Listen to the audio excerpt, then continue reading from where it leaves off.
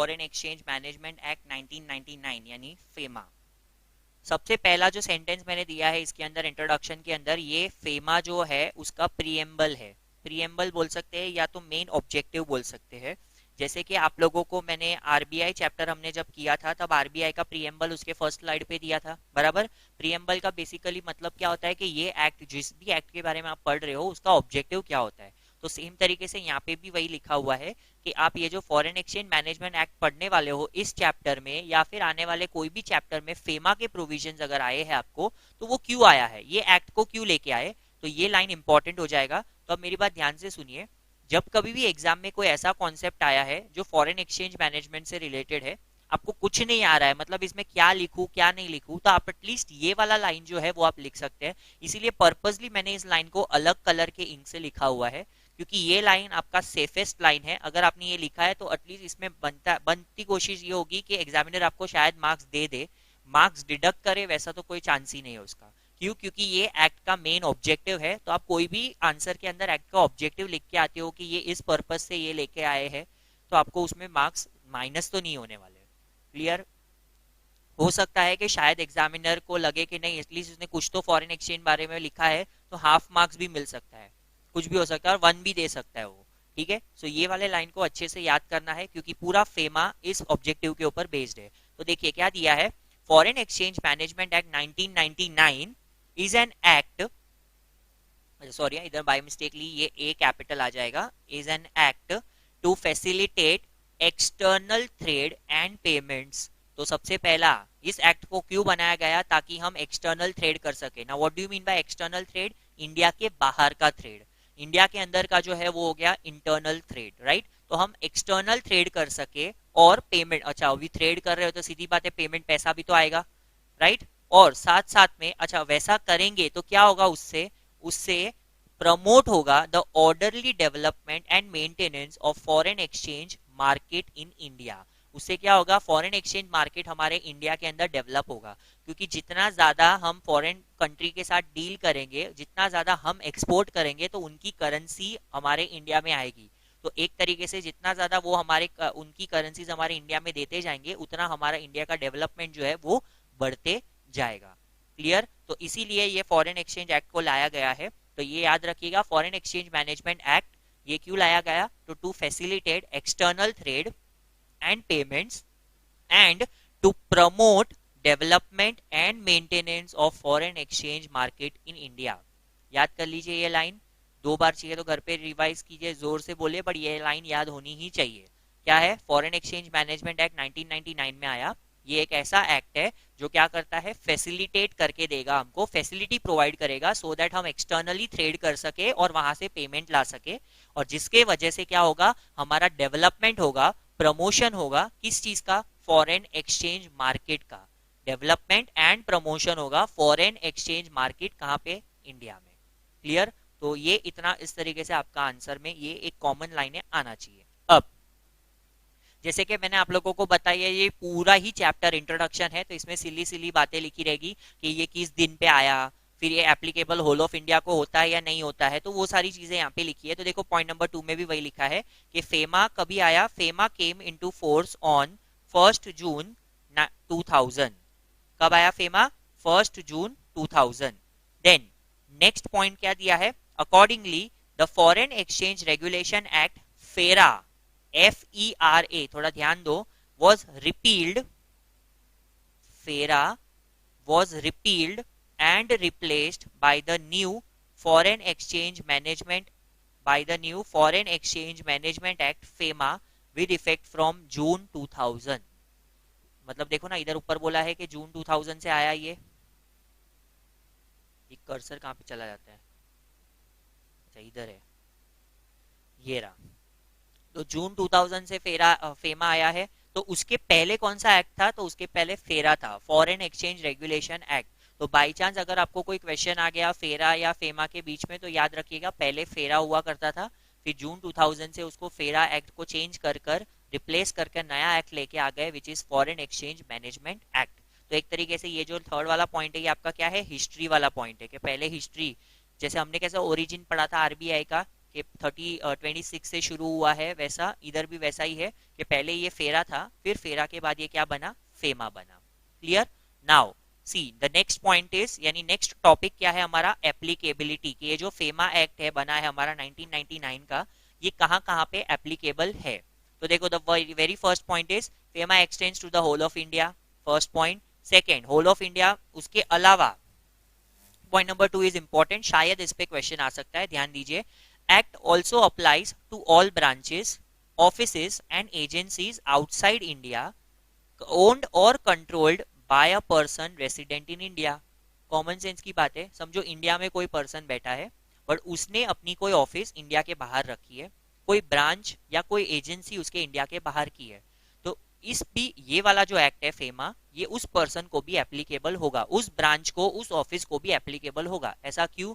Because जो person है वो इंडिया में है, तो इंडिया में पर्सन बैठकर अगर बाहर ऑफिस लगा रहा है तो उसका मतलब वो इंडिया का ही पर्सन है ना, तो जब उसको, जब वो कमा रहा है तो उसको टैक्स भी देना पड़ेगा, तो इसीलिए उसको फेमा के अंदर कवर किया गया है।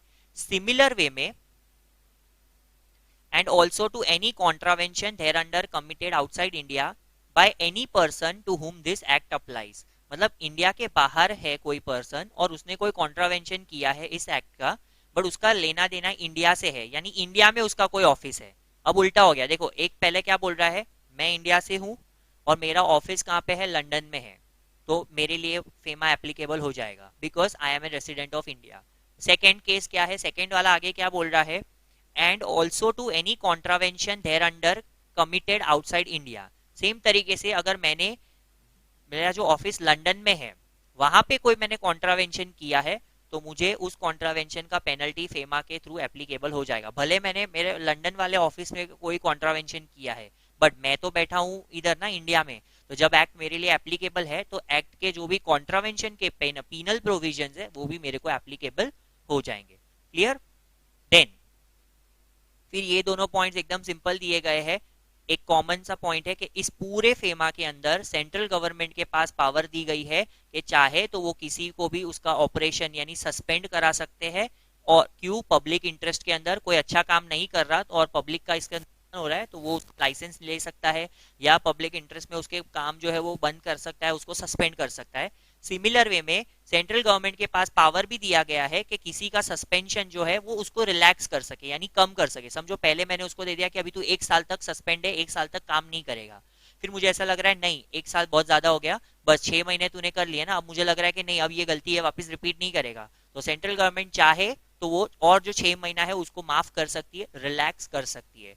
मतलब इन शॉर्ट ये 2 पॉइंट से क्या पता चला कि सेंट्रल गवर्नमेंट के पास ही पावर है कि वो सस्पेंड कर सकती है ऑपरेशन को, और जो सस्पेंशन दिया है उसको रिलैक्सेशन भी वही दे सकती है। क्लियर। सो अगर हम देखें ओवरऑल इस पूरे पेज से क्या सीखने मिला, एप्लीकेबिलिटी, फेमा एप्लीकेबल है होल ऑफ इंडिया को। सेकेंड, होल ऑफ इंडिया बोले तो अगर कोई पर्सन इंडिया में है और उसकी ऑफिसेज, ब्रांचेस या एजेंसीज आउटसाइड इंडिया है तो वो वाले पर्सन को भी ये एक्ट एप्लीकेबल होगा। फिर तीसरा और चौथा पॉइंट दोनों मिलकर बोल रहा है कि सेंट्रल गवर्नमेंट के पास पावर दी गई है कि किसी भी पर्सन को उसके ऑपरेशंस को वो सस्पेंड कर सकता है, सिमिलर वे में रिलैक्सेशन इन सस्पेंशन भी वो प्रोवाइड कर सकता है। Then the next page is overall scheme of FEMA. अब ये जो है यहाँ पे सिर्फ मैंने हाइलाइटर्स लिखे, मतलब सिर्फ मेन पॉइंट्स लिखे हैं कि पूरे फेमा में हम क्या पढ़ने वाले हैं। इधर से सिर्फ आपको सेक्शन याद करने हैं, बिकॉज ये जितने भी पॉइंट्स दिए हुए ना इन सबको डिटेल में हम करेंगे चैप्टर नंबर 3 के अंदर। मॉड्यूल के अंदर भी देखोगे तो सिर्फ इनका सबका हेडिंग दिया हुआ है कि आपको ये सेक्शन में ये पढ़ने मिलेगा, ये चैप्टर के अंदर ये चीजें आती है, वो चीजें आती है, बट मेन जो है वो चैप्टर नंबर 3 आता है। क्लियर। तो अभी देख लेते हैं एग्जैक्टली पूरा जो फेमा है उसके अंदर क्या क्या चीजें कवर होगी। तो देखो पहला कॉमन सेंस वाला पॉइंट डाला है, फेमा क्या करता है, प्रोविजन बनाता है for dealing in foreign exchange. उसका नाम ही क्या है, फॉरेन एक्सचेंज मैनेजमेंट एक्ट, तो ऑब्वियसली बात है ये किसमें डील करेगा, फॉरेन एक्सचेंज से डील करता है। फिर देखो पॉइंट नंबर 2 और पॉइंट नंबर 3 जो है ये इंपॉर्टेंट है। क्या बोला गया है, broadly all current account transactions are free. Current account transaction जितने भी होते हैं वो फ्री होते हैं। हावेवर सेंट्रल गवर्नमेंट चाहे तो रीजनेबल रेस्ट्रिक्शन लगा सकती है। ऐसा किधर लिखा हुआ है, सेक्शन 3 में लिखा हुआ है। किस एक्ट में, फेमा के एक्ट में। क्लियर। अब देखो नेक्स्ट अभी हम चैप्टर नंबर 3 स्टार्ट करेंगे ना, तो आज के दिन पे यही करेंगे, सेक्शन नंबर 2 करेंगे जिसमें डेफिनेशंस कवर्ड है। तो जो जो इंपॉर्टेंट डेफिनेशन है जो एग्जाम में शायद इंस्टीट्यूट पूछ सकता है, तो वो मैं आप लोगों को कराऊंगा सेक्शन 2। और सेक्शन 3 इमीडिएटली हम ये वाला करेंगे, जहाँ पे वापस से ये मैं बताऊंगा कि देखो सेम चीजें हमने चैप्टर 2 में की थी वो वापस रिपीट हुई है। क्लियर? तो अब अभी के लिए आप लोगों को समझ में नहीं आएगा कि करंट अकाउंट ट्रांजेक्शन क्या होता है, वो इसीलिए नहीं आएगा बिकॉज वो चैप्टर 3 में है।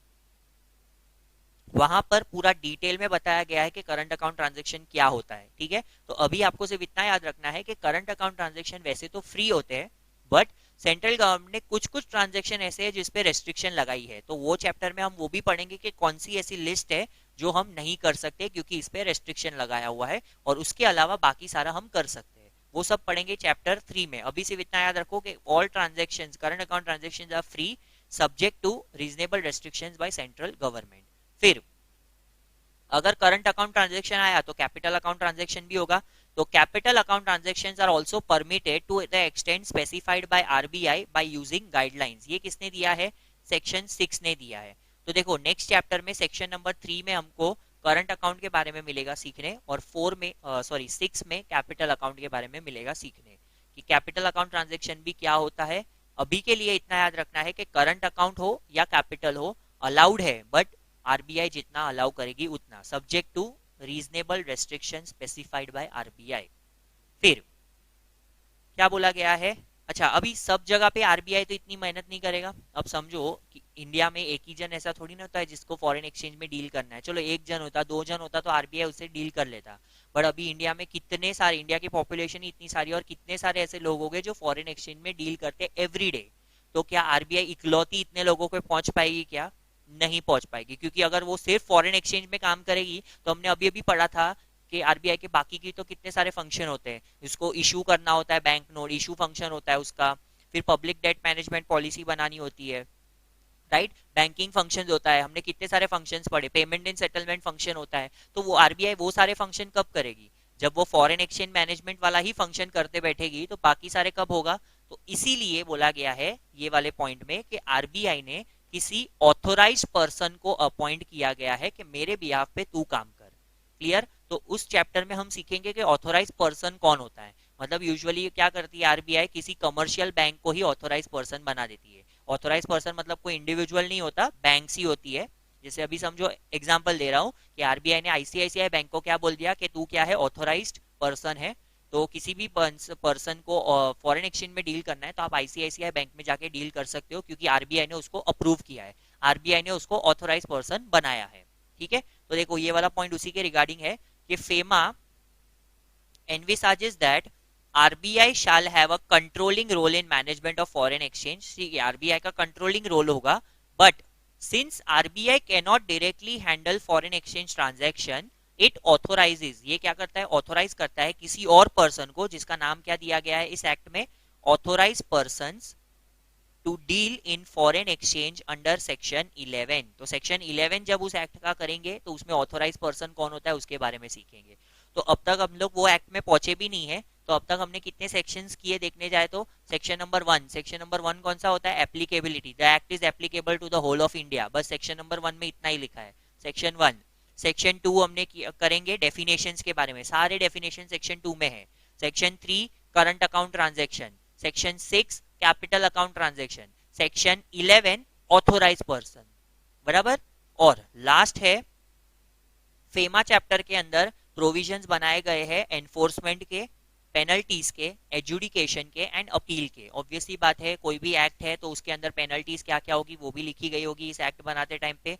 एजुडिकेशन का प्रोसेस जो है, कोर्ट में आपको किस तरीके से पेश किया जाएगा, आप पे क्या सुनवाई होगी, आपको अगर नहीं हमारा सेटिस्फैक्शन नहीं हुआ तो आप किसको अपील कर सकते हो, हमारे ऑर्डर से सेटिस्फाई नहीं हो तो वो सारे प्रोविजंस भी फेमा के अंदर दिए हुए हैं। तो इस तरीके से ये पूरा फेमा का स्कीम है, जिसके अंदर ब्रॉडली हमको करंट अकाउंट पता होना चाहिए, कैपिटल अकाउंट पता होना चाहिए, ऑथोराइज पर्सन के बारे में पता होना चाहिए, और पेनल्टीज क्या लगेगी, एजुडिकेशन, अपील वपील, वो सारे प्रोविजंस के बारे में पता होना चाहिए। ठीक है, so as you all can see ये वाला चैप्टर हमारा यहीं पे कंप्लीट हो गया है। सो एक बार आप लोग अपना जो नोटबुक है, मतलब जो आपको क्लासेस से बुक प्रोवाइड की गई है, अगर वो वाला आप लोग देखे तो मैं आपको बताता हूँ आपको एग्जैक्टली उसमें से क्या करना है। यस, तो देखिए चैप्टर नंबर 2 पे हम आ गए। इधर भी देखो इन्होंने क्या बोला है, चैप्टर नंबर 2 में इंट्रोडक्शन होना चाहिए, तो मैंने इंट्रोडक्शन आपको दे दिया पीपीटी में। हिस्टोरिकल बैकग्राउंड होना चाहिए। Historical background is nothing but वो जो फेरा था पहले और फिर क्या बन गया, फेमा बन गया। फिर ओवरव्यू एंड एप्लीकेबिलिटी, एप्लीकेबिलिटी के बारे में भी हमने पढ़ा कि FEMA is applicable to the whole of India. उसके बाद वो ब्रांचेस वाला, ऑफिस वाला, आउटसाइड इंडिया, वो वाला पॉइंट भी पढ़ा। और लास्ट में स्ट्रक्चर ऑफ फेमा। तो स्ट्रक्चर ऑफ फेमा के अंदर क्या पढ़ा हमने, यही कि हमको क्या क्या चीजें इसमें आनी चाहिए, capital account transaction, current account transaction. जो लास्ट स्लाइड था बेसिकली अपना वो था स्ट्रक्चर के बारे में। अब अगर आप लोग ये देखो यहाँ पे, तो देखिए ये वाला पहले ये कुछ हिस्ट्री दिया हुआ है 1999 में, फिर अमेंडमेंट जून में आया, तो ये इतना इंपॉर्टेंट नहीं है। फिर देखो इसमें दिया है, इसने रिपील किया फेरा को जो 73 में बना था, वो इतना याद रखने की जरूरत नहीं है। आरबीआई में तो क्या था, बहुत सारे चेंजेस आए थे ईयर्स के, तो वो एक साथ में पूछ सकते, इधर तो 2-3 ईयर ही है, तो 2-3 ईयर वाला ओरिजिन पूछना थोड़ा डिफिकल्ट है। फिर it extends to the whole of India. फिर देखो ये हिस्टोरिक बैकग्राउंड दिया है कि क्या किया, पहले हमने फॉरेन एक्सचेंज रेगुलेशन एक्ट रखा था 10 साल तक, फिर foreign exchange regulation act permanently change किया 57 के अंदर। तो ये एक तरीके से इसका ओरिजिन के साथ दिया है, but it is not that much important. अगर आप चाहे तो इसको एक रीडिंग दे सकते हो और इसको याद कर सकते हो। Origin of RBI is important but this is not that much important, तो चाहे तो आप इसको स्किप कर सकते हो। फिर आपको डिस्टिंग्विश बिटवीन दिया गया है फेरा और फेमा के बीच में, कि फेरा क्या था और फेमा क्या है। अभी ये भी इतना ज्यादा इंपॉर्टेंट नहीं है, बिकॉज यहाँ पे क्या है, फेरा में क्या थी, बहुत सारी कमियां थी, ऑब्वियसली उस चीज में कमी थी उस एक्ट में, इसीलिए तो मैंने पूरा एक्ट चेंज कर कर ही नया एक्ट लेके आ गया। तो इसलिए देखो यहाँ पे क्या लिखा है, इट वॉज इंट्रोड्यूस बट उसमें foreign exchange reserve was very low, और यहाँ पे क्या है, सफिशियंट है, अच्छे खासे प्रोविजंस बनाए गए हैं। यहाँ पे ध्यान क्या होता था कि हम किस तरीके से फॉरेन एक्सचेंज को प्रोटेक्ट कर सके, यहाँ पे ध्यान किस पे दिया गया है, कैसे मैनेज करे उस पे दिया गया है। इसका अप्रोच काफी रिजिड था, ये लिबरल अप्रोच रखता है। यहाँ पे कॉन्ट्रावेन अगर हम करते हैं तो क्रिमिनल ऑफेंस माना गया था। देखिए क्रिमिनल मतलब बहुत ही ज्यादा माना गया था, इधर ऐसा नहीं बोला गया है, ये सिविल ऑफेंस होगा। और क्रिमिनल था इसलिए देखो उधर सीधा जेल होता था, इधर जेल भी और फाइन भी हो सकता है। ये हमने पीपीटी में कवर कर लिया है ओवरऑल, ये एप्लीकेबिलिटी ये सारा जो है। ये देखो ये वाला पॉइंट हमने किया था, the act also applies to all the branches offices outside India controlled by person resident in India. Similar way में ये कॉन्ट्रावेंशन वाला पॉइंट भी किया हुआ है। फिर ये देखिए, अब ये स्ट्रक्चर ऑफ फेमा में देखो क्या दिया है, मेन एक्ट तो कितने पार्ट में डिवाइडेड है, 7 पार्ट में डिवाइडेड है, और इसके अंदर टोटल 49 सेक्शंस है। अभी देखो ये पूरे आपको चैप्टर्स दिए गए, chapter number 1 preliminary, chapter number 2 regulation और ये सब, चैप्टर नंबर 3 में ऑथोराइज पर्सन के बारे में बोला है। ऐसा हम जो हमारा मेन सब्जेक्ट है कंपनी लॉ, जो सीएस का सबसे कोर एरिया है, उसके भी हम चैप्टर नहीं पढ़ते कि कंपनीज एक्ट 2013 के अंदर कितने चैप्टर्स है, उसका क्या स्ट्रक्चर है। तो ये तो फिर भी क्या है, ये फेमा है, फेमा के अंदर वो भी क्या है, एक छोटा सा पार्ट है अपना। क्लियर। सो ये वाला जो पार्ट, ये जो जितने भी रूल्स है, ये भी रूल्स के नाम दिए हुए हैं, तो रूल्स के नाम कभी भी इंस्टीट्यूट एग्जाम में नहीं पूछेगा। ये जस्ट एक इंट्रोडक्शन चैप्टर था, इसीलिए इन्होंने डाला है। देखो चैप्टर नंबर 5 में एजुडिकेशन आएगा, फिर चैप्टर 6 में डायरेक्टरेट ऑफ एनफोर्समेंट, और ये सारी चीजें बताई गई है। तो ये सारी की सारी चीजें आप लोगों को नहीं करनी है। और लास्ट में आ गया सेल्फ टेस्ट क्वेश्चन, तो मतलब इन शॉर्ट आपका चैप्टर कंप्लीट हो गया। फिर आ गए हम लोग सीधा चैप्टर नंबर 3 पे। तो पहले मुझे बता दीजिए आप लोगों को मार्किंग जो अभी मैंने दिया क्लियर है आप लोगों को, चैप्टर नंबर 2 में कितना पढ़ना है, वो भी आज जो पढ़ लिया, आज जो बातें याद रह गई बस हो गई। इसके बाद चैप्टर नंबर 2 में इसके बाद और ज्यादा टाइम इन्वेस्ट करने की बिल्कुल भी जरूरत नहीं है। ऐसा कुछ भी नहीं है कि चैप्टर नंबर 2 से आप इतना पढ़ के एग्जामिशन लेके आ जाओगे, ऐसा कुछ भी नहीं रखा है चैप्टर नंबर 2 में। So yes, is it clear? Okay. So मैंने जैसे कि बताया आपको कि आज आपने जो टाइम किया है वो कर लीजिए। सो अभी आपने जस्ट मैंने जो भी बोला है वो आप लोगों ने सुना है। सो एक काम कीजिए, आपको मैं 5 मिनट्स का टाइम दे रहा हूँ, उसमें 5 मिनट्स के अंदर ये जो आपके पास सामने नोट्स है, ये पूरे चैप्टर का जितना जितना मैंने पीपीटी में करवाया हुआ है, वो जो जो पॉइंट्स आपको यहाँ पे दिख रहे हैं उसको हाईलाइट कर दीजिए, मार्क कर दीजिए और दिमाग में फिट कर दीजिए। उस तरह करना कि अभी फिर वापस से चैप्टर 2 लेना ना पड़े, और लेोगे भी तो इतना ज्यादा 5 या 6 पेजेस में भी वेस्ट करना का टाइम ना बचे। जो हाईलाइटेड पार्ट है सीधा उसी पे आंखें जाए आपकी, और वो देखते ही आप आगे निकल जाओ। तो चैप्टर नंबर 2 में जब भी रिवीजन के लिए लोगे तो 2 या 3 मिनट मैक्सिमम उसमें चैप्टर 2 हो जाना चाहिए। ठीक है, तो yes. So as I was saying that now we are going to start with our chapter number 3, which is foreign exchange transaction and compliances. It is nothing but यहाँ पे act का नाम क्यों नहीं लिखा गया, इसीलिए नहीं लिखा गया बिकॉज जो चैप्टर नंबर 2 अभी अभी हम करके आए हैं फेमा 1999, उसी के रिगार्डिंग प्रोविजंस इसके अंदर दिए गए हैं, उसी का डिटेल्ड एलोबरेशन ये चैप्टर में किया गया है। अब ये चैप्टर हम स्टार्ट करें उसके पहले एक छोटा सा disclaimer I would like to give. जैसे हमने आरबीआई चैप्टर खत्म किया, वो क्या था, इंटरेस्टिंग टॉपिक था। जैसे उसमें कॉन्सेप्ट्स थे जो समझ में फटाफट से आ जाते हैं, या फिर उसमें ऐसा था कि कुछ कॉन्सेप्ट अगर मैंने एक्सप्लेन नहीं भी किए होते तो काफी चैप्टर कॉन्सेप्ट्स आपने ऑलरेडी 12th में पढ़े हुए हैं, या फिर रीडिंग बेसिस पर भी आप करते तो आपको वो समझ में आ जाता बिकॉज वो चैप्टर उस तरीके का था। बट ये वाला जो चैप्टर है ये थोड़ा सा टेक्निकल रॉ चैप्टर है। ये इसके अंदर आप डायरेक्टली अगर आप ध्यान दोगे, मॉड्यूल खोल के आप अगर कोई भी पढ़ना चाहोगे तो उसमें कैसा है, एक जगह से दूसरी जगह उसने जंप किया है, वो बोलेगा ये सेक्शन है तो इसके अंदर का बात बताया गया ये सेक्शन के अंदर, फिर आप सीधा वो सेक्शन में जाओगे तो इमीडिएटली कैसा हो जाता है, ये काफी सारा कंफ्यूजन क्रिएट कर देगा। सो ये चैप्टर को थोड़ा हम आराम से करेंगे, बट क्योंकि इसके अंदर काफी सारी टेक्निकल चीजें हैं एंड नंबर ऑफ कॉन्सेप्ट ज्यादा है। जैसे आरबीआई में अगर हम देखें तो हाथ में मतलब गिन सके उतने कॉन्सेप्ट थे, मतलब लिमिटेड कॉन्सेप्ट थे, बट यहाँ पे ऐसा नहीं है। यहाँ पे हर एक छोटी छोटी चीजें और उनका हर एक का अलग अलग टॉपिक है एंड इंस्टीट्यूट किसी पे भी सेपरेटली क्वेश्चन पूछ सकती है। तो ये चैप्टर थोड़ा सा ट्रिकी है और थोड़ा सा इसमें ऐसा रहेगा कि इसमें आपका टाइम जाएगा, इसीलिए I am taking this chapter थोड़ा जल्दी सो दैट आपको ज्यादा से ज्यादा टाइम मिले ये चैप्टर को पढ़ने के लिए। क्लियर? अभी the next thing approximately weightage, ये चैप्टर का जो वेटेज है आपका, the weightage will be on an average it can B 5 marks, यानी एक क्वेश्चन तो कंपलसरी आना ही आना है, एक question. And there are been attempts, मतलब ऐसे काफी अटेम्प्ट हुए हैं जिसमें 2 क्वेश्चन पूछे गए हैं इसी सेम चैप्टर से, 5-5 मार्क्स के 2 question. So it can tentatively range between 5 to 10 marks. इसका वेटेज अगर हम देखें तो it can be between 5 to 10 marks का वेटेज रहेगा ये चैप्टर का। Clear? So as I said थोड़ा सा हम इसको डिटेल में करेंगे एंड अच्छे से करेंगे। एंड आई ऑल्सो वॉन्ट, अभी ये वाला जो चैप्टर हम स्टार्ट करेंगे उसमें continuously I will not keep on speaking and speaking, I will make sure कि हम कोई भी कॉन्सेप्ट ऐसा हम पढ़ रहे हैं तो उसके बाद किसी भी एक पर्टिकुलर स्टूडेंट का नाम I will call out and I will tell them कि हमने जो भी पढ़ा उसको समराइज करके बताइए। तो इसमें क्या होगा, आप लोगों का भी थोड़ा पार्टिसिपेशन रहेगा, तो इमीडिएट बेसिस पर जितना हो सके आप ऑन द स्पॉट भी याद कर लेंगे। तो जितना ज्यादा आपका लेक्चर में याद हो रहा है उतना बेस्ट रहेगा, बिकॉज फिर बाद में बुक्स खोलोगे एंड मॉड्यूल वॉड्यूल करोगे तो थोड़ा डिफिकल्ट हो जाएगा। सो बेटर है हम ये अप्रोच फॉलो करें। ठीक है, चलिए। तो एज आई सेड सीधा ये चैप्टर नंबर कौन से चालू होने वाला है हमारा, सीधा ये चालू हो गया है डेफिनेशन से। तो सबसे पहला ही सेक्शन हम यहाँ पे क्या करने वाले हैं इस पूरे चैप्टर के अंदर, section number 2 which is nothing but are definitions. अब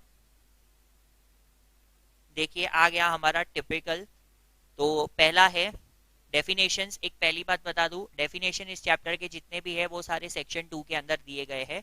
तो अगर जो सब क्लॉज है आपको वो याद नहीं रहता, क्लॉज जो है वो याद नहीं रहता तो वो चलेगा, बट एटलीस्ट एग्जाम के अंदर कोई भी डेफिनेशन आपको पूछी गई है इस पर्टिकुलर एक्ट से तो एटलीस्ट इतना लिख के आइएगा, as per section 2 of FEMA 1999। इतना मैंडेटरी है ये, इतना ये जो वर्डिंग्स मैंने बोले उसी से आपका डेफिनेशन स्टार्ट करना। सेक्शन 2 है वो एग्जामिनर को भी पता होता है, बट लिखना आपने लिखा है यानी वो बड़ी बात है।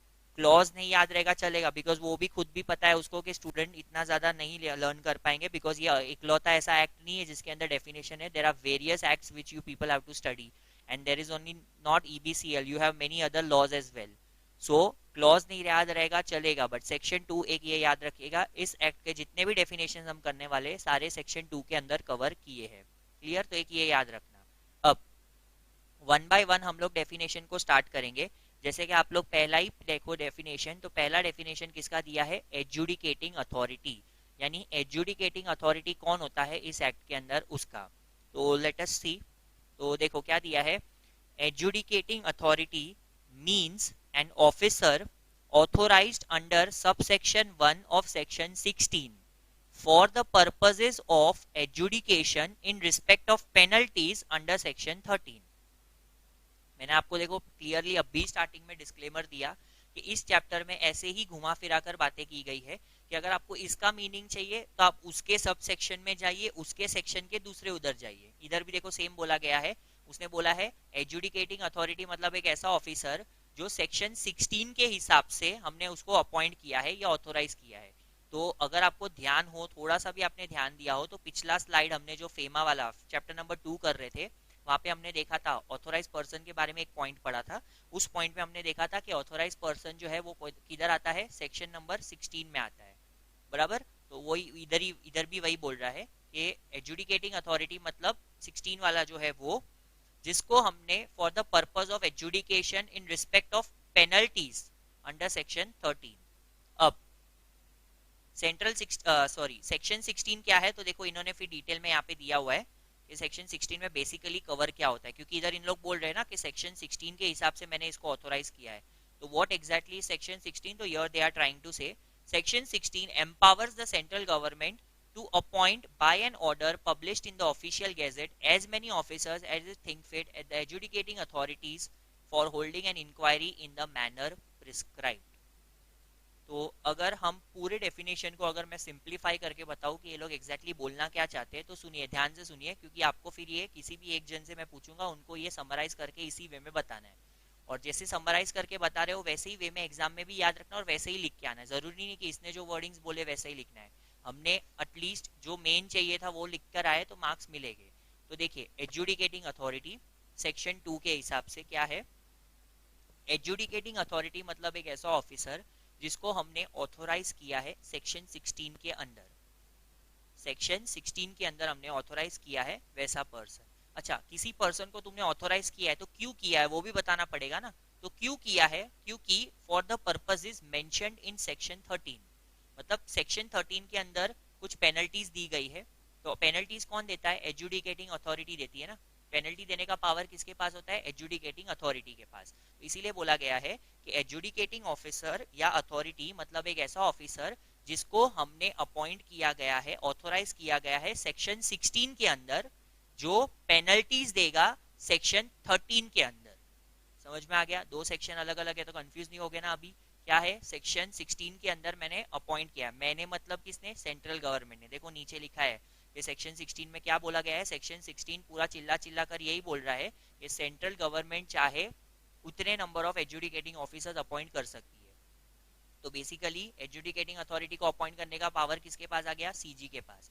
तो adjudicating authority means an officer authorized under section 16 for the purpose of adjudication in respect of penalties under section 13। 13 में पेनल्टीज जो दी गई है वो देगा कौन, एजुडिकेटिंग ऑफिसर देगा, जिसको अपॉइंट किसने किया है, सेक्शन 16 के हिसाब से सेंट्रल गवर्नमेंट ने अपॉइंट किया है। तो मुझे पहले एक एक ही डेफिनेशंस करेंगे क्योंकि ये काफी ट्रिकी है, इसको धीरे धीरे जाएंगे। तो मुझे बताइए एजुडिकेटिंग अथॉरिटी डेफिनेशन सब लोग क्लियर है आप लोगों को। Now we'll move on towards the next definitions। ये दोनों definition काफी ज्यादा important है, इसको important mark करेंगे हम लोग, which is what, एक है capital account transaction and एक है current account transaction। क्योंकि जैसे कि हमने पिछले वाले चैप्टर में देखा, फेमा का जो स्ट्रक्चर है उस स्ट्रक्चर में अलग से इन्होंने मेंशन किया है कि कैपिटल अकाउंट ट्रांजैक्शन क्या होता है वो भी बताइए और करंट अकाउंट ट्रांजैक्शन क्या होता है वो भी बताइए। तो ये दोनों का डेफिनेशन का नॉलेज होना आपको काफी ज्यादा इंपॉर्टेंट है कि कैपिटल अकाउंट क्या होता है और करंट अकाउंट क्या होता है। तो देखिए एकदम डेफिनेशन को ध्यान से, पहले कैपिटल अकाउंट ट्रांजैक्शन करेंगे। तो अगेन सेक्शन 2 क्लॉज ई, क्लॉज नहीं याद रहता है तो ठीक है, बट सेक्शन 2 तो सेम है। क्या बोला है, capital account transaction has been defined to mean any transaction which alters the assets or liabilities including contingent liabilities or liabilities including contingent liabilities outside India of person residents in India। पहले इतना याद करते हैं, क्या बोला है, capital account transaction मतलब कोई ऐसा ट्रांजैक्शन जिसके वजह से हमारे बैलेंस शीट की असेट, बैलेंस शीट में लाइबिलिटीज और बैलेंस शीट के नीचे होती है कंटिंजेंट लाइबिलिटी। इतना आप लोगों ने अकाउंट्स में सीखा होगा कि अगर बैलेंस शीट की बात करते हैं हम तो बैलेंस शीट के एक साइड होता है असेट्स, एक साइड होता है लाइबिलिटी। तो बैलेंस शीट की बातें कर रहे हैं कि कैपिटल अकाउंट ट्रांजैक्शन मतलब बैलेंस शीट के असेट्स, बैलेंस शीट की लाइबिलिटीज और बैलेंस शीट के नीचे ही हम कंटीजेंट लायबिलिटी का एक नोट बनाते हैं, बराबर। तो इंक्लूडिंग कंटीजेंट लायबिलिटी, उसमें कोई ऑल्टरेशन हो रहा है, मतलब चेंजेस हो रहा है। So capital account transaction means any transaction जिसके वजह से हमारे असेट्स में, लाइबिलिटीज में, इंक्लूडिंग कंटीजेंट लाइबिलिटी, उसमें क्या हो रहा है, ऑल्टरेशन हो रहा है। और ये किसके वजह से हो रहा है, आउटसाइड इंडिया। अच्छा, ये आउटसाइड इंडिया वाले में हो रहा है, of persons resident in India. मतलब let us take my example. अब समझिए, I am a person resident in India, right. अब समझिए मेरा आउटसाइड इंडिया कोई असेट है या कोई लाइबिलिटी है या कोई कंटीजेंट लाइबिलिटी है, तो उसमें अगर कोई भी चेंजेस आता है, मैं पर्सन रेसिडेंट ऑफ इंडिया हूं, मेरे आउटसाइड इंडिया में कोई भी बैलेंस शीट में असेट हो, लाइबिलिटी हो या कंटीजेंट लाइबिलिटी हो, उसमें कोई भी चेंजेस आता है, तो फेमा एक्ट क्या बोलेगा कि ये जो चेंजेस आया है इसको तुम बोलते हो, इसको हम बोलते हैं कैपिटल अकाउंट ट्रांजैक्शन हुआ है। क्लियर। अब सेम उल्टा भी हो सकता है। इधर क्या था, पहले वाले हमने क्या पढ़ा, आउटसाइड इंडिया बट पर्सन कहां पे था, इन इंडिया था। अब उल्टा भी हो सकता है, देखो इसलिए क्या लिखा है, और दोनों वे से फेमा आपको पकड़ेगा। और असेट्स और लाइबिलिटीज क्या है, इंडिया के है, बट पर्सन किधर का है, of person outside India. Clear. तो देखो सिंपल सा डेफिनेशन है, इतना ज्यादा ये ट्रिकी भी नहीं है। कैपिटल अकाउंट ट्रांजैक्शन मतलब ऐसे ट्रांजैक्शन जो ऑल्टर करता है हमारे असेट्स, लाइबिलिटीज और कंटीजेंट लाइबिलिटीज। पहले आउटसाइड इंडिया का बोल दो, आउटसाइड इंडिया बट मैं कहाँ का हूं, of a person in India, जो इंडिया का पर्सन है बट उसका असेट्स बाहर है। और दूसरा केस हो सकता है कि असेट्स और लाइबिलिटीज इन इंडिया बट मैं कहाँ का हूं, आउटसाइड इंडिया। तो दोनों वे में, दोनों ही तरीके से आपको फेमा घेर लेगा। और इसमें एक और चीज बोली गई है कि इसके अंदर कुछ ऐसे ट्रांजैक्शन भी इंक्लूड होते हैं जो सेक्शन 6 में लिखे गए हैं। अगर आप ध्यान दीजिए तो यहाँ पे क्या दिया है, सेक्शन 6 दिया है। और अगर आपको थोड़ा सा नॉलेज हो या आइडिया हो तो अभी अभी जो चैप्टर नंबर 2 किया था उसमें सेक्शन 6 आया था कैपिटल अकाउंट के लिए। तो ये तो सिर्फ हम डेफिनेशन पढ़ रहे हैं, आगे जाकर हम पूरा सेक्शन नंबर 6 भी पढ़ने वाले हैं। तो वो क्या बोल रहा है कि ये असेट्स और लायबिलिटी में चेंजेस वेंजेस होता है, वो तो सब बराबर है, ठीक है, वो तो कैपिटल अकाउंट ट्रांजैक्शन रहेंगे ही रहेंगे। बट उसके अलावा सेक्शन 6 में एक पूरी लिस्ट दी है, तो वो लिस्ट भी पूरी किस में आएगी, कैपिटल अकाउंट ट्रांजैक्शन में आएगी। Clear. So if I summarize this entire definition, capital account transaction, so it will be what? Capital account transaction means any transaction which alters assets, liabilities, including contingent liabilities outside India of a person in India. Person assets बाहर है तो मैं India में हूँ, और assets and liabilities वो India में है तो मैं बाहर का हूँ। और it also includes all the transactions which are specified in section 6। Sub section नहीं याद रखोगे तो चलेगा, सेक्शन 6 याद रखना। अब देखो इस एक्ट के कोई कोई सेक्शन हमको याद रखने पड़ेंगे क्योंकि एग्जाम में क्वेश्चन भी सेक्शन वाइज आ सकता है। तो सेक्शन 6 किसका है, कैपिटल अकाउंट ट्रांजैक्शन का ही है, जो आने वाले लेक्चर्स में हम डिटेल में करेंगे। बट इसीलिए अभी इधर याद रखो कि इसके अंदर सारे ट्रांजैक्शंस आते हैं जो सेक्शन 6 में लिखे हुए हैं। तो दो डेफिनेशंस हो गए, एडजुडिकेटिंग हो गया, कैपिटल हो गया। अभी मैं करंट वाला भी एक्सप्लेन करूंगा, उसके बाद ये स्लाइड पे 3 जितने भी वो हो गए तो वन बाय वन हम इसको समराइज करके रिवाइज कराएंगे, खत्म होगा उसके बाद ही हम आगे बढ़ेंगे। क्लियर। अब देखिए करंट अकाउंट ट्रांजैक्शन क्या है, अगेन सेक्शन 2 में दिया गया है, सेक्शन 2 क्लॉज जे। अब देखिए आगे इसका डेफिनेशन बहुत ही सिंपल दिया है इंस्टीट्यूट ने या फेमा वालों ने। क्या बोला है देखो, the term current account transaction has been defined to mean a transaction other than a capital account transaction. मतलब जो कैपिटल नहीं है, अभी अभी कैपिटल सीख के आए तो वो बोल रहा है जो कैपिटल में नहीं आता उन सबको मैं किस में ले लूंगा, करंट अकाउंट में ले लूंगा। तो सिंपल ये लाइन तो आपको सबको याद हो जाएगी, इसमें ज्यादा मेहनत भी नहीं लगेगी। तो एग्जाम में करंट अकाउंट ट्रांजैक्शन आ रहा है तो पहला ही सेंटेंस हमारा क्या आएगा डेफिनेशन का, current account transaction means those transactions which are not covered in capital account transaction. Clear. एक ये आ गया, उसके बाद इन्होंने कुछ एग्जांपल दे दे के डेफिनेशन को फालतू में लंबा किया है। जैसे कि उन्होंने क्या बोल दिया, कैपिटल को छोड़ के बचे हुए, तो बचे हुए क्या क्या हो सकते हैं, तो उन्होंने जस्ट एक एग्जांपल दिया हुआ है। तो अभी इधर एक्ट है तो एक्ट ने तो लंबा चौड़ा एक्सप्लेनेशन दिया रहेगा एग्जांपल का, हम कोई भी 5 या 6 याद करेंगे ताकि डेफिनेशन आए तो ऐसा ना हो कि हमको जीरो मिले, कुछ भी नहीं रटा हुआ है। हमने एटलीस्ट 5 या 6 जो इंपॉर्टेंट है वो याद किए हुए हैं, तो जितने भी मार्क्स का वो डेफिनेशन होगा उसमें आधे से ज्यादा marks we can easily score. Clear. तो इसीलिए मैं बता दूं, अभी ये जो एंड इंक्लूड्स के बाद का जो पूरा लिस्ट है ना, ये यहाँ से सेकेंड लाइन से लेके लास्ट लाइन तक ये जाओगे ना, स्पाउस एंड चिल्ड्रन, यहाँ तक सब एग्जाम्पल ही दिए गए हैं कि देखो ये चीजें हैं, ये सब भी करंट अकाउंट के अंदर आती है। तो इतनी सारी चीजें, अच्छा अगर कोई स्टूडेंट सारी याद कर लेता है तो it is well and good, फिर 5 मार्क्स में से पूरे 5 में से 5 आएंगे। बट अगर समझो सारे नहीं याद होते, because there are many examples है, तो वो लोग भावुक होते गए थे फेमा में और उन लोग देते गए देते गए देते गए। तो इसीलिए हम क्या करेंगे, जितना याद होता है 5 से 6 याद करेंगे, और ऊपर का जो फर्स्ट मेन लाइन है वो तो हमने लिख ही दिया है कि करंट अकाउंट ट्रांजेक्शन मतलब सारे ट्रांजेक्शन कैपिटल को छोड़ के, अदर देन कैपिटल ट्रांजेक्शंस, बराबर, एंड इंक्लूड्स। अब देखते हैं मेन मेन कौन सा है, तो मैं इसको हाईलाइट ही कर देता हूं। सो वो मेन मेन वाले ही हम लेंगे, जैसे कि क्या क्या इंक्लूड होता है। तो पहला, payments due in connection with foreign trade. Foreign में कोई ट्रेड किया है, फॉरेन ट्रेड किया है मतलब यहाँ से कुछ बेचा है तुमने या उधर से कुछ खरीदा है, तो ये फॉरेन ट्रेड हो गया। तो उस केस में कोई आपका पेमेंट बाकी है, पेमेंट करना बाकी, हमारा पेमेंट सामने वाले को ड्यू है, तो वो किस में आएगा, करंट अकाउंट में आएगा। फिर अदर करंट सर्विस बिजनेस, उसके अलावा कोई और छोटा मोटा बिजनेस करते हो, बिजनेस नहीं करते तो तुम क्या करते होगे, सर्विसेज देते होगे। दो ही चीज होती है दुनिया में, या तो बिजनेस करो या तो सर्विसेज प्रोवाइड करो। तो देखो पहला वाला क्या है, हमने कोई ट्रेड किया था फॉरेन ट्रेड, उसका पेमेंट बाकी है। याद रखिए हमने क्या किया है, ट्रेड किया है फॉरेन ट्रेड, उसका पेमेंट बाकी है। ये एक तरीके से क्या कर रहे हैं, हम बिजनेस कर रहे हैं, तो अदर करंट बिजनेस आएगा। बिजनेस नहीं तो क्या करूंगा, मैं सर्विस करूंगा। देखो इस तरीके से कुछ ना कुछ लिंक बिठाकर, बट कुछ ना कुछ याद करके, मेमोरी की करके हम करेंगे। एक ये हो गया। फिर उसके बाद देखो एक ये इजी हो जाएगा जो हम रियल लाइफ में भी देखते हैं, remittances for living expenses of parents, right. समझो आप यूएसए में हो या आपके पेरेंट्स यूएसए में गए हैं, तो उनको पेरेंट्स अगर अर्न नहीं कर रहे तो उसको तो आपको उनको देना पड़ेगा ना, रेमिट करना पड़ेगा।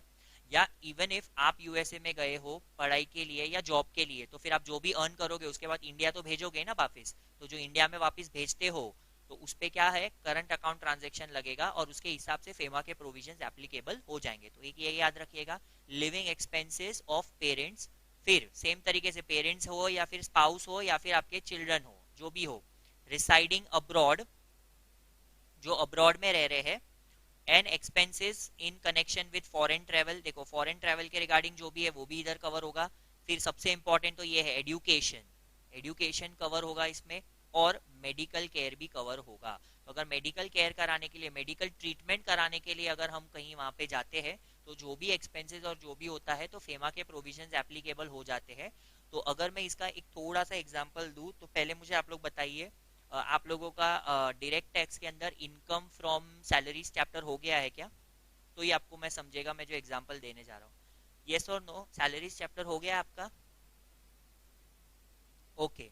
सो सैलरीज चैप्टर में स्टूडेंट्स एक कॉन्सेप्ट हुआ आपने किया रहेगा, मेडिकल फैसिलिटी आउटसाइड इंडिया वाला, जहाँ पे आप इंडिया के बाहर ट्रीटमेंट कराने जाते हो, और जिसमें आपने सीखा रहेगा कि अगर आउटसाइड इंडिया हम जाते हैं तो जो भी आपका ट्रीटमेंट है और जो भी बेनिफिट ऑफ स्टे, मतलब उधर रहने का खर्चा, फिर कॉस्ट ऑफ ट्रीटमेंट, वो एग्जेम्प्ट होता है। उधर आपने सीखा रहेगा एज पर आरबीआई गाइडलाइंस, बराबर। तो आरबीआई बीच में आ गई, और आरबीआई बीच में आई यानी वो फेमा को लेकर आई है, इसीलिए यहाँ पे देखो आपको हमको देखने मिल रहा है मेडिकल केयर। क्लियर? ऐसा कुछ याद आ रहा है आपको, किया हुआ है आपने आरबीआई गाइडलाइंस वाला, ट्रैवलिंग वाला, मेडिकल फैसिलिटी?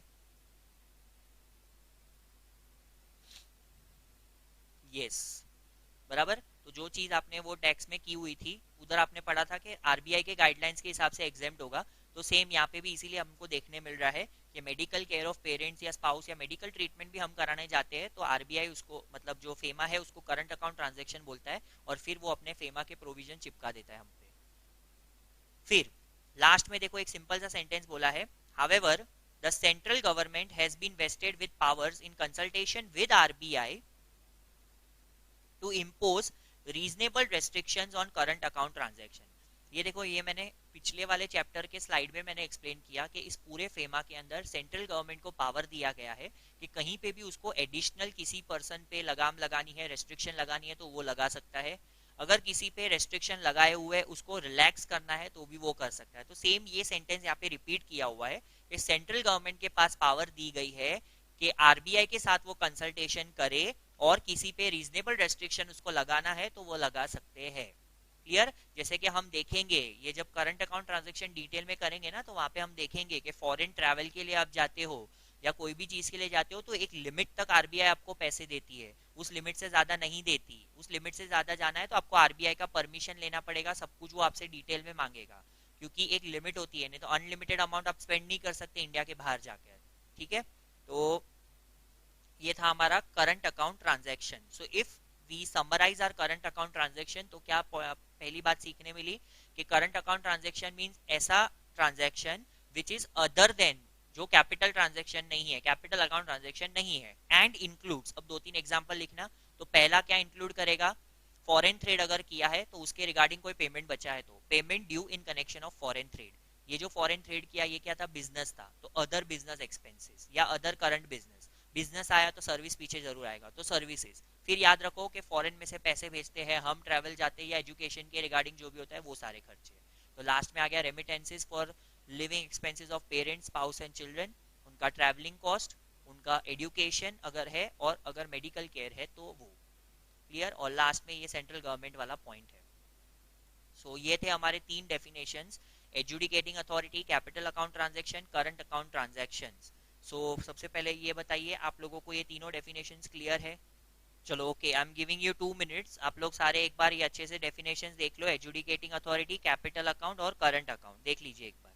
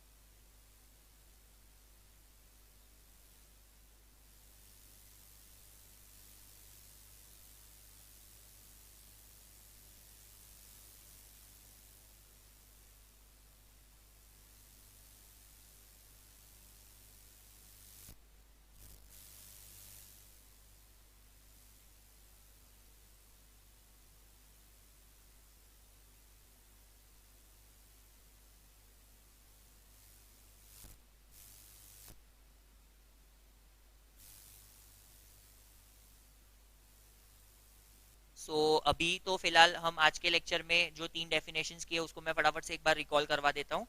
तो देखिए सबसे पहले हमने क्या किया था, एजुडिकेटिंग अथॉरिटी।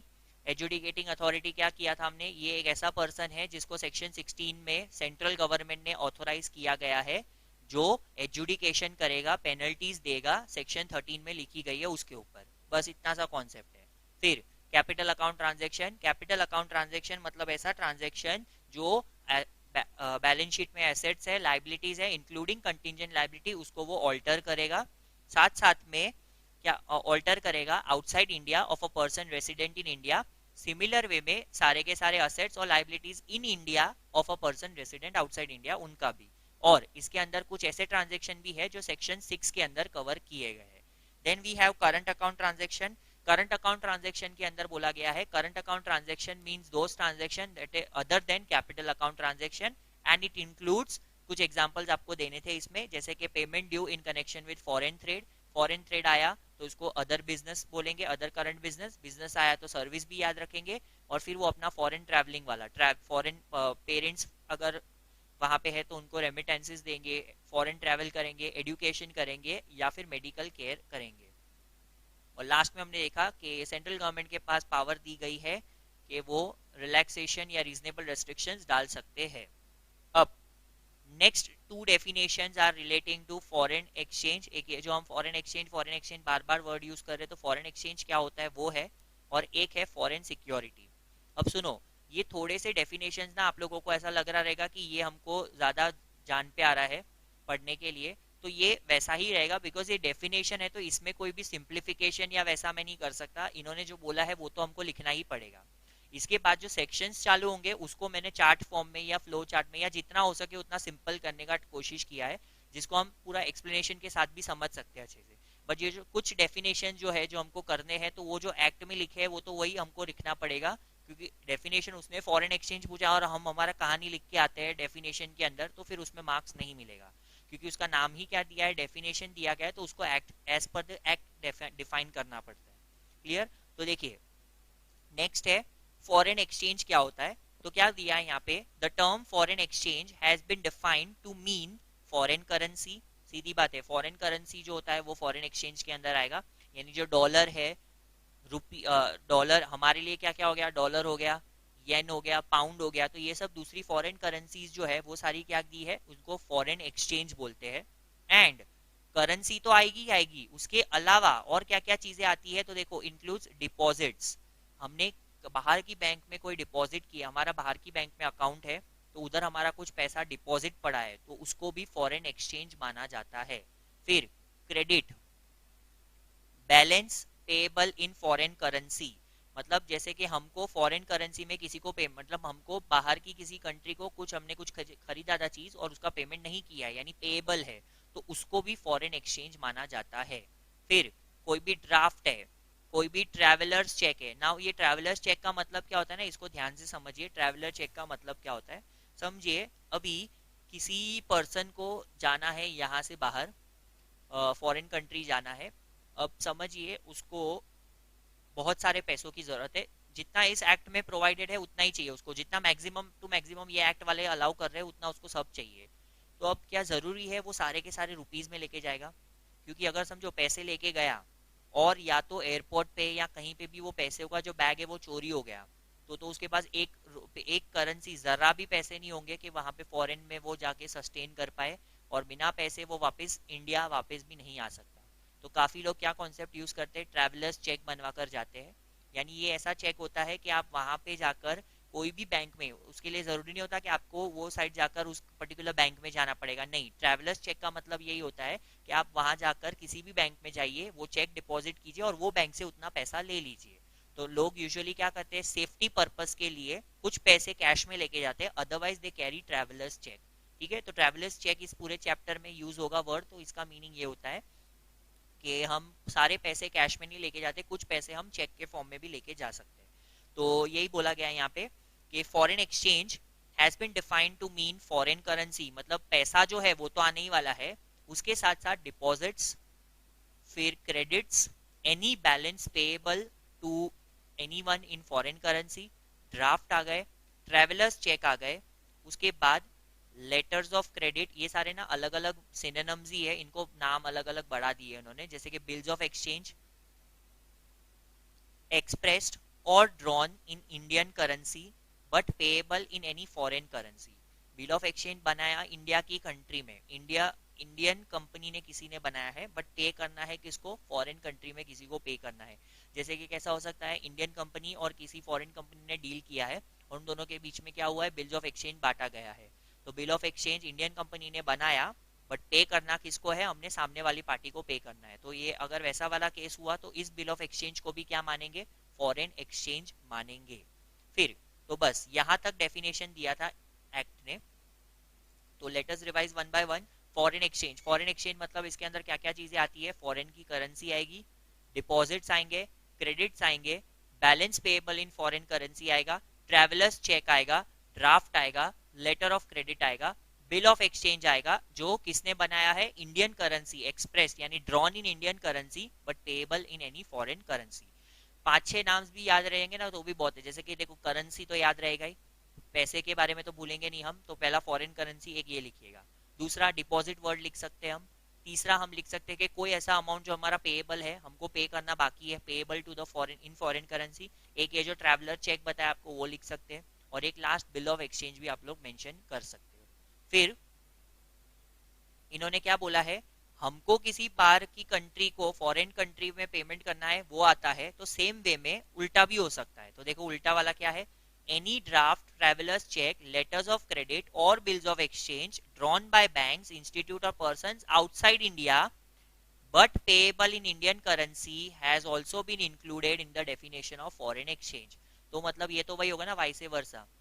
ऊपर उन्होंने क्या बोला कि बिल ऑफ एक्सचेंज अगर इंडियन करेंसी में ड्रॉ किया है और पे करना है बाहर वाली कंट्री को तो वो आएगा, सेम तरीके से आगे उन्होंने उसको वाइस वर्सा कर दिया, उल्टा कर दिया। उन्होंने वाइस वर्सा लिखने के जगह पे पूरा एक स्टेटमेंट वापस से रिपीट कर दिया कि सेम तरीके से फॉरेन वाले लोग हमको बिल ऑफ एक्सचेंज ड्रॉ करते हैं और पेएबल किसको है, इंडिया को पेएबल है, उल्टा हो गया तो भी उसको डेफिनेशन में इंक्लूड किया जाएगा। So foreign exchange is nothing but आपको इतना याद रखना है, पहली सेंटेंस अच्छे से याद रखनी है, और दूसरी सेंटेंस में वाइस वर्सा लिखने के बजाय आपको वो पूरा सेंटेंस लिखना है, बट उल्टा कर देना है। उल्टा करना है मतलब क्या करना है, ड्रॉ कौन करेगा ये टाइम पे, वो वाले फॉरेन कंट्री करेंगे, और आउटसाइड इंडिया वाले ड्रॉ करेंगे, और पेबल किसको होगा, इंडियन करेंसी में पेबल होगा। ऑपोजिट कर दिया हमने पूरा। तो ये था फॉरेन एक्सचेंज। ये आप लोगों को ये डेफिनेशन समझ में आया, what is foreign exchange? Okay. तो देखो ट्रैवलर्स चेक का कॉन्सेप्ट क्या होता है, जैसे कि समझिए मैं आपको लिमिट ही बता देता हूँ। हमारा एक लिमिट है, इस चैप्टर में हम देखेंगे, तो इट इज 2,50,000 यूएस डॉलर्स। तो कोई भी person max to max 2,50,000 US dollars ही लेके जा सकता है। उससे ज्यादा उसको लेना है तो आरबीआई की परमिशन उसको लेनी पड़ेगी। तो समझो मेरे को 2,50,000 यूएस डॉलर्स लेके जाना है, तो अभी समझो 2,50,000 यूएस डॉलर्स, इतने सारे पैसे क्या हम सीधा कैश में लेके जाएंगे? नहीं लेके जा सकते ना, क्योंकि अगर हम लेके गए तो ये काफी रिस्की हो जाएगा कि एक साथ में इतना पूरा जो बैग है पैसे का, अगर समझो वही किधर गुम हो गया या चोरी हो गया, ठीक है, तो फिर उस केस में क्या होगा, फिर तो वहां से आना ही मुश्किल हो जाएगा। फिर तो उल्टा वहां पे कोई पकड़ेंगे पकड़ेंगे तो फिर हम कुछ भी नहीं करेंगे, पैसे ही नहीं होंगे तो आगे कैसे करेंगे आगे। तो इसीलिए सेफ्टी पर्पस के लिए आरबीआई ने, या बाकी पूरे सब कंट्री में ये चलता है कि उन लोगों ने ये प्रोविजन बनाया कि आप लोग ट्रैवलर चेक कैरी कर सकते हो। ट्रैवलर्स चेक क्या होता है, जैसे हम हमारे ऑथोराइज पर्सन के पास जाएंगे, हमारी कंट्री में जो भी ऑथोराइज बैंक है उसके पास जाएंगे, उसको बोलेंगे मुझे यहाँ पे जाना है, इतने पैसे मुझे चाहिए, फिर इसमें से इतना पैसा तू मुझे करेंसी के फॉर्म में दे, यानी नोट्स के फॉर्म में दो, और इतने का मुझे चेक बना के दो। तो चेक से बेनिफिट क्या होता है, सबसे पहला सेफ्टी हो जाता है कि इतने सारा कैश कलेक्ट नहीं करना पड़ेगा। दूसरा, चेक जो है वो फिर इमीडिएटली मैं वहां पे जाकर जो भी कंट्री में जा रहा हूँ उस कंट्री के बैंक में, कोई भी बैंक में जाकर डिपॉजिट कर दूंगा, तो वो बैंक वाला जो है मुझे पैसा दे सकता है। ठीक है, तो उससे क्या होता है, सेफ्टी भी हो जाता है, एंड दूसरा हमको इतना ज्यादा कैरी भी नहीं करना पड़ेगा कैश। तो ये पर्पस के लिए ट्रैवलर्स चेक इशू किया जाता है। क्लियर है अभी?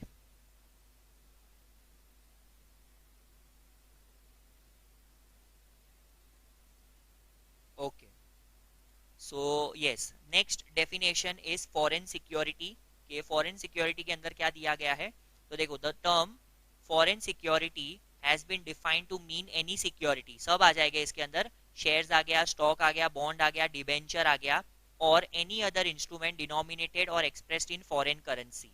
अब देखो इन्होंने किस तरीके से किया है, ध्यान देना। पहले इन्होंने क्या बोला, ये सबसे सिंपल डेफिनेशन, फॉरेन सिक्योरिटी मतलब सारी सिक्योरिटीज आ जाएगी, मतलब शेयर्स आ गया, बॉन्ड्स आ गया, स्टॉक आ गया, डिबेंचर भी आ गया, या इसके अलावा किसी कंट्री में कोई और इंस्ट्रूमेंट इशू करते तो वो भी आ गया, जैसे जीडीआर एडीआर होते तो वो भी ले लिया उन्होंने, क्योंकि क्या वर्ड यूज किया है, और एनी अदर इंस्ट्रूमेंट, मतलब सब कवर हो गए जो एक्सप्रेस या हम पे करने वाले हैं फॉरेन करेंसी में।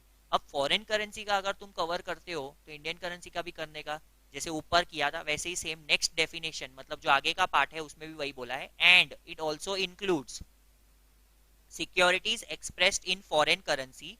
फॉरेन करेंसी की सिक्योरिटी थी, बट जिसका पेमेंट या रिडेम्पशन हम बोलते हैं जिसको, रिडेम्पशन और एनी फॉर्म ऑफ रिटर्न, जैसे कि इंटरेस्ट है या डिविडेंड जो रिटर्न्स के फॉर्म में आप कमा रहे हो, वो इंडियन करेंसी में पे हो रहा है। क्या मतलब हुआ, फॉरेन की कोई कंपनी है, उसमें तुमने शेयर्स लिए हैं, तो उसका डिविडेंड या इंटरेस्ट तुमको मिलते जा रहा है, तो तुम्हारा वो जो है इंटरेस्ट जो तुम्हारे अकाउंट में क्रेडिट हो रहा है उसको हम बोलेंगे, ये जो सिक्योरिटीज है आपने जिसमें पैसा लगाया है वो कौन सी सिक्योरिटी हो गई, फॉरेन सिक्योरिटी हो गई।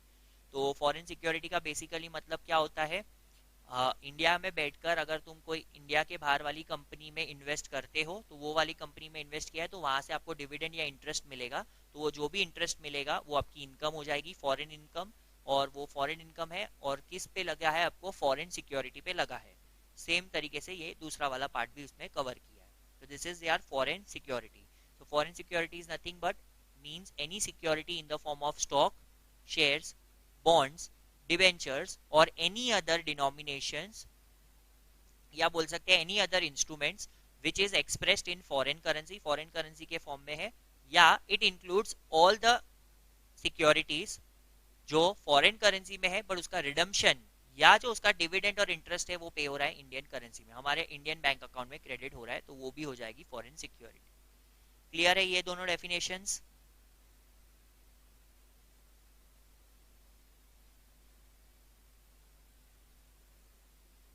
Okay, now the next definition is, yes अभी लास्ट के दो डेफिनेशन हमारे बचे हैं, उसके बाद इस एक्ट के जितने भी डेफिनेशन थे वो हमारे सारे कवर कंप्लीट हो चुके हैं। ये डेफिनेशन जो दो है ये काफी इंटरेस्टिंग है, ये इजी भी हो जाएंगे। तो सबसे पहले अपन ये वाला कर लेते हैं, ऑथोराइज पर्सन कौन होता है। हमने देखा था इस चैप्टर के अंदर ऑथोराइज पर्सन ही है, वही अकेला काम कर सकता है, उसी अकेले के पास पावर है कि वो आगे सब कर सकता है। क्योंकि हमने एक पॉइंट पढ़ा था कि आरबीआई जो है वो आरबीआई अकेला डील नहीं कर सकता सारे ट्रांजेक्शन में, इसलिए वो ऑथोराइज पर्सन को हायर करता है। तो देखो यहाँ पे वही दिया है, the term authorise person is defined to include an authorise dealer, कोई भी ऑथोराइज डीलर है, मनी चेंजर, जो हम आरबीआई के पास जाते हैं या कोई भी बैंक में जाते हैं तो हम उसको पैसा देते, रुपीस देते हैं, और वो हमको जिस भी कंट्री में जाना है उस कंट्री का करेंसी देता है, तो मनी चेंजर जो भी है उसको भी ऑथोराइज पर्सन बोलते हैं। फिर ऑफशोर बैंकिंग यूनिट, हमारी कंट्री के बाहर कोई बैंक है, उधर हमारा कोई बंदा बैठा है तो वो भी ऑथोराइज पर्सन है। और any other person for the time been authorise to deal in foreign exchange और फॉरेन सिक्योरिटीज। इसके अलावा, ये तीन के अलावा और कोई भी पर्सन है जिसको आरबीआई ने बोला है, परमिशन दी है कि हाँ तू ऑथोराइज पर्सन बन सकता है, तो वो सारे के सारे क्या कहलाए जाएंगे, authorise person. So what is the definition of authorise person? Authorise person मतलब इट इंक्लूड्स कोई भी ऑथोराइज डीलर हो गया, फिर ऑफशोर बैंकिंग यूनिट या मनी चेंजर, या इसके अलावा कोई भी ऐसा पर्सन जिसको for the time been authorise किया गया है कि तू डील कर सकता है फॉरेन सिक्योरिटीज और फॉरेन एक्सचेंज के अंदर। ठीक है, अब ये वाला जो सेक्शन 3 है ना, वो मैं इसीलिए करवा रहा हूँ बिकॉज वो स्टार्ट होते ही खत्म हो जाएगा। तो एक बार ध्यान दीजिए, ये ऑथोराइज पर्सन के रिलेटेड ही है, इसीलिए इसको साथ में याद करेंगे। क्या बोला है यहाँ पे, सेक्शन 3 बोलता है, प्रोहिबिट करता है any person other than an authorise person. अभी अभी ऑथोराइज पर्सन सीखा, इसीलिए लास्ट में रखा था उसको मैंने, so that immediately we can start section 3। क्या बोल रहा है सेक्शन 3 ने, बोला है फेमा के ऑथोराइज पर्सन के अलावा अगर कोई भी पर्सन डील कर रहा है फॉरेन सिक्योरिटी और फॉरेन एक्सचेंज में, वो प्रोहिबिट हो जाएगा। सेक्शन 3 ने क्लियरली बोला हुआ है, फिर भी वो कर रहा है तो उसको पेनल्टी चार्ज किया जाएगा। डन। तो देखो क्या बोला है, किस किस चीजों से उसको प्रोहिबिट किया गया है। तो पहला, कि वो डील नहीं कर सकता कोई भी फॉरेन एक्सचेंज या कोई भी फॉरेन सिक्योरिटी के अंदर, अभी अभी हमने देखा था तो इसीलिए वापस ये रिपीट हुआ है। दूसरा, वो किसी को भी कोई भी पेमेंट नहीं दे सकता except as provided in the act. चलो, अब एक्ट में लिखा हुआ है उसी के हिसाब से पेमेंट करोगे, या उसके रूल्स एंड रेगुलेशंस में जो भी लिखा है और देयर अंडर, या तो फिर आपको आरबीआई से आप कोई जनरल या स्पेशल परमिशन भी लेकर आए हो तो भी चलेगा।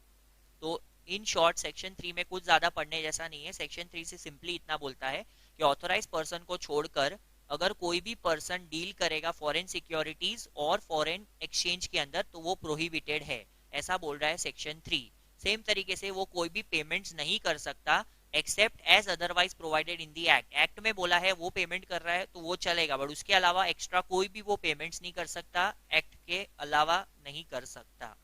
क्लियर? सो अगर एग्जाम में ऑथोराइज पर्सन का डेफिनेशन आ रहा है तो सिर्फ इतना 2 लाइन लिख के मत आइएगा, उसके बाद ये सेक्शन नंबर 3 है उसको जरूर एक्सप्लेन करिएगा। ये सेक्शन नंबर 3 भी ऑथोराइज पर्सन से रिलेटेड ही है, इसीलिए वो उसको जरूर एक्सप्लेन करना। ठीक है, तो पहले मुझे बता दो, ये ऑथोराइज पर्सन और जो सेक्शन नंबर 3 हमने किया वो कॉन्सेप्ट आपको क्लियर है? Okay, so now we will start with our next definition which is person resident in India.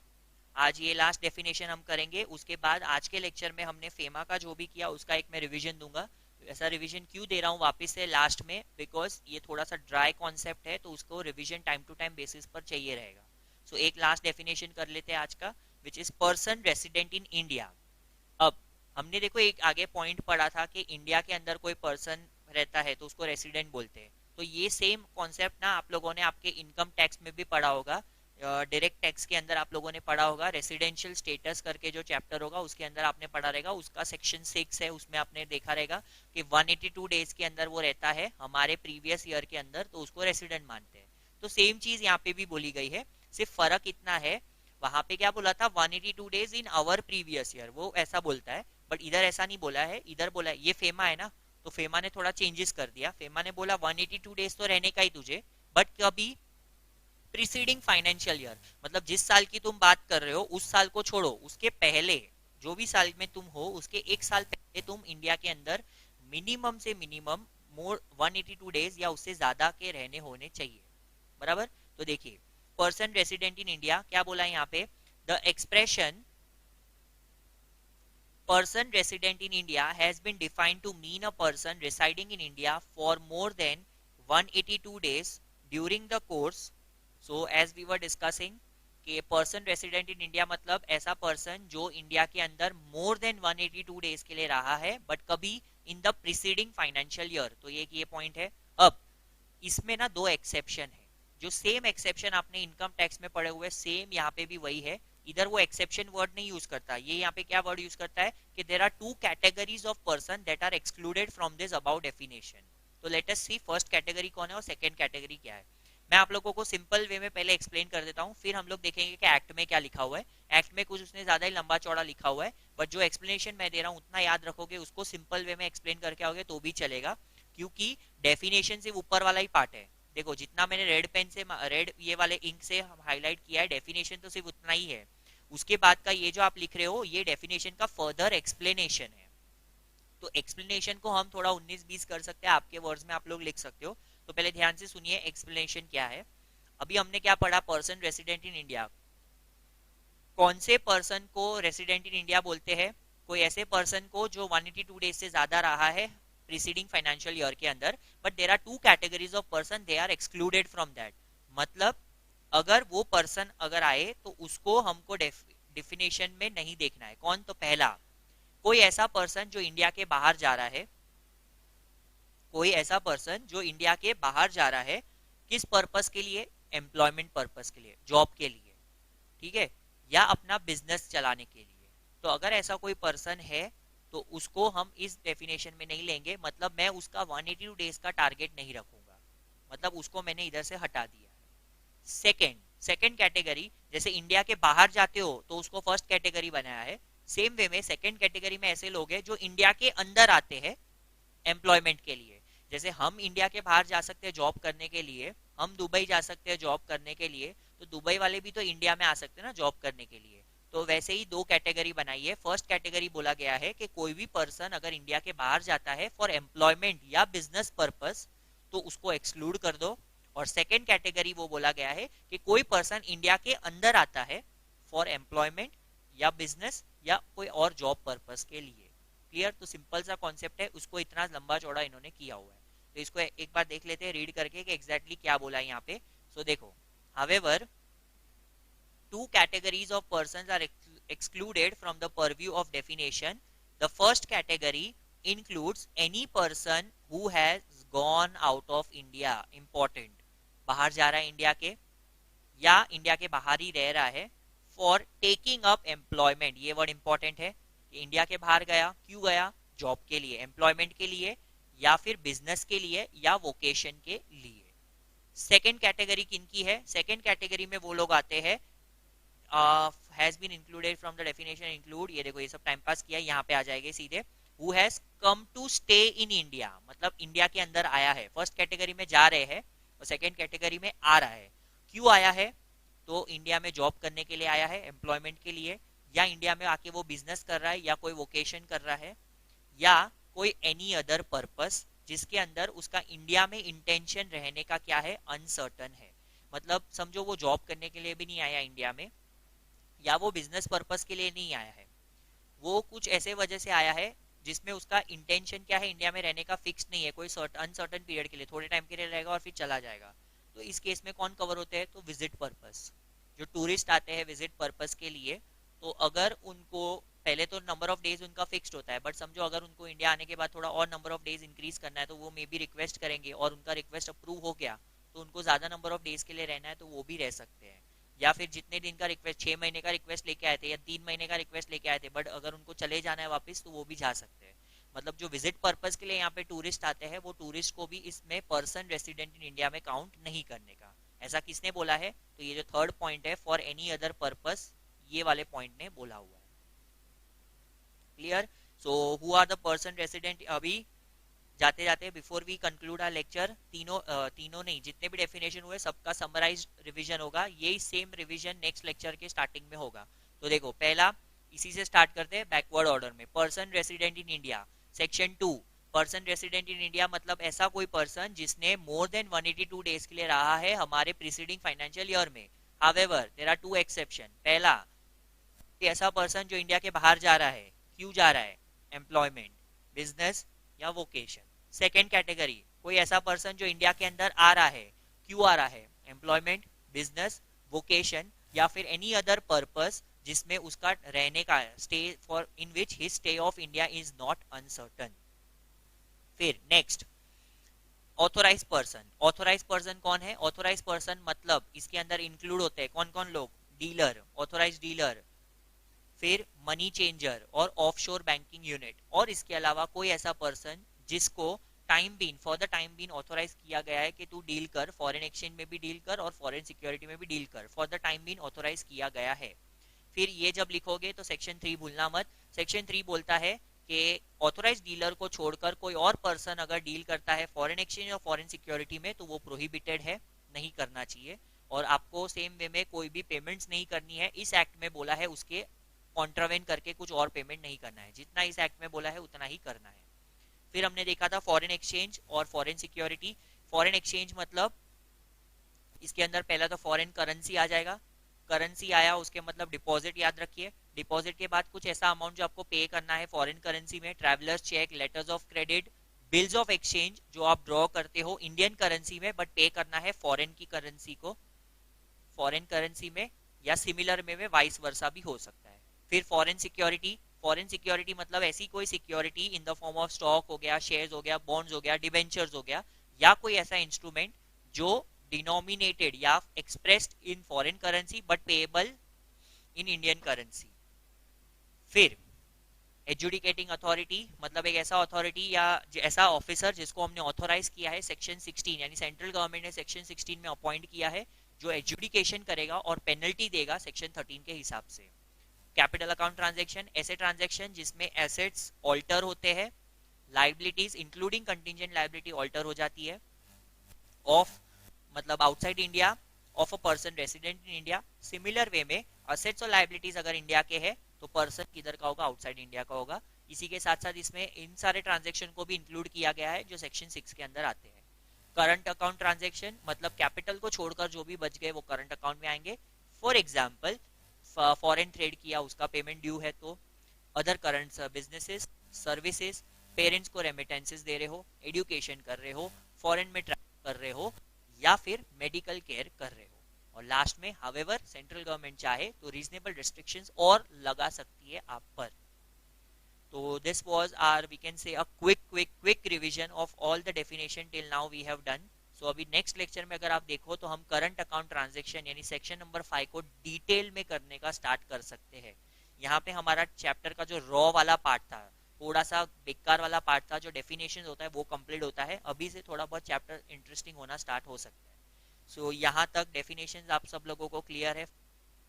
Thank you so much, have a nice day.